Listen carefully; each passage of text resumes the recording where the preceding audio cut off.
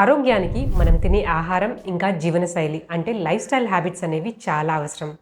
మరి అలాంటి ఆరోగ్యం కోసం ఈ వీడియోలో నేను కొన్ని హెల్త్ టిప్స్ చెప్పబోతున్నాను. మీరు వీటిలో కనీసం సగం పాటించినా సరే ఆరోగ్యంగా ఉన్నట్టే. మన హెల్త్ టిప్స్లో ఫస్ట్ టిప్ వచ్చి ఉదయాన్నే నిద్ర లేవడం. అఫ్కోర్స్ అందరూ ఉదయాన్నే నిద్ర లెగుస్తారనుకోండి, కానీ ఉదయాన్నే సూర్యోదయం టైంకి నిద్ర లేవడం అనేది చాలా అవసరం. ఎందుకంటే ఉదయం అంటే మార్నింగ్ టైంని ఎలిమినేషన్ టైం అని అంటారు. మన సర్కేడియన్ రిథమ్ ప్రకారం మన పెద్ద పేగులు ఉదయం 5 గంటల నుంచి 7 గంటల వరకు చాలా యాక్టివ్గా ఉండి పెరిస్టాల్టిక్ మూమెంట్స్ కూడా బాగుంటాయి. ఇది మన సిస్టమ్ని క్లీన్ చేయడానికి చాలా బాగా హెల్ప్ చేస్తుంది. మన నెక్స్ట్ టిప్ వచ్చి ఉదయాన్నే 1 లేదా 2 గ్లాసులు గోరువెచ్చని నీళ్ళు తీసుకోవడం. ఎందుకంటే ఉదయాన్ని కఫా పీరియడ్ అని అంటారు. అంటే మ్యూకస్ ఫార్మేషన్ అనేది ఎక్కువ ఉంటుంది. 1 లేదా 2 గ్లాసులు గోరువెచ్చని నీళ్ళు తీసుకోవడం ద్వారా మన థ్రోట్ ఇంకా మన కడుపు కూడా చాలా క్లీన్ అవుతుంది. ఇంకొక మోస్ట్ ఇంపార్టెంట్ హెల్త్ టిప్ వచ్చి ఉదయాన్నే బ్రేక్ఫాస్ట్ చేయడం అనేది. ఎందుకంటే చాలామంది బ్రేక్ఫాస్ట్ని స్కిప్ చేస్తూ ఉంటారు.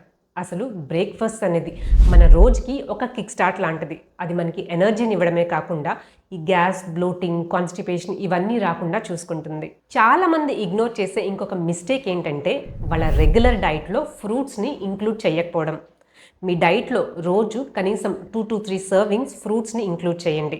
ఫ్రూట్స్ అంటే ఏదో కాస్ట్లీ ఎగ్జోటిక్ ఫ్రూట్సే తీసుకోవాల్సిన అవసరం లేదు. మీకు రెగ్యులర్గా సీజనల్ అండ్ లోకల్గా దొరికే జామకాయ, అరటిపండు, బొప్పాయి ఏవైనా తీసుకోవచ్చు.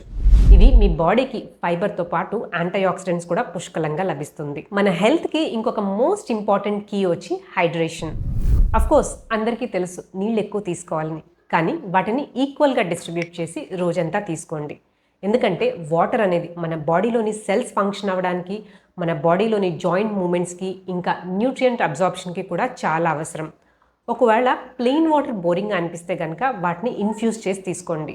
ఫర్ ఎగ్జాంపుల్ చియా సీడ్స్తోనూ లేదా లెమన్ స్లైసెస్ ఇంకా క్యూకుంబర్ స్లైసెస్ వీటితో ఇన్ఫ్యూజ్ చేసి హైడ్రేషన్ ఉండేలా చూసుకోండి. నీళ్ళకి సంబంధించి నాది ఇంకొక సలహా ఏంటంటే, మీరు ఎప్పుడు యూరిన్కి వెళ్లాల్సి వచ్చినా దాన్ని డిలే చేయొద్దు, అలాగే హోల్డ్ చేసుకోవద్దు.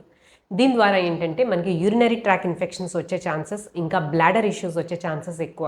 నేను చెప్పే ఇంకొక ఇంపార్టెంట్ హెల్త్ టిప్ ఏంటంటే, అందరూ 35-40 ఇయర్స్ దాటిన తర్వాత రెగ్యులర్ హెల్త్ చెకప్ లేదా కొన్ని వైటమిన్ టెస్ట్లన్నా చేయించుకోవడం ముఖ్యం.